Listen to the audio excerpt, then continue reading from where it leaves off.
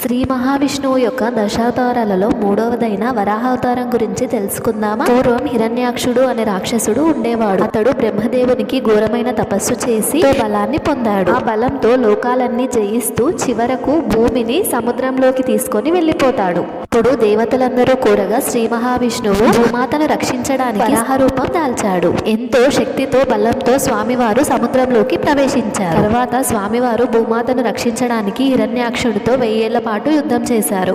హిరణ్యాక్షుణ్ణి వధించి భూమాతను రక్షించి భూమిని సముద్రంలో నుండి పైకి తీసుకొని వచ్చి యథాస్థానంలో పెట్టారు. తనని రక్షించినందుకు సంతోషంతో భూమాత స్వామివారికి కృతజ్ఞతలు చెప్పింది. తర్వాత దేవతలందరూ కోరగా స్వామివారు ఈ భూమిపై తిరుమలలో వరాహావతారంలో ఉండిపోయి భక్తులకు దర్శనమిస్తున్నారు. శ్రీ వెంకటేశ్వర స్వామివారి కంటే ముందు వరాహస్వామి వారు తిరుపతిలో వెలిశారు కాబట్టి ముందుగా ఆయన దర్శనం చేసుకోవాలని స్థల పురాణంలో ఉంది. మీకు నచ్చినట్లయితే ప్లీజ్ మా ఛానల్ సబ్స్క్రైబ్ చేయండి.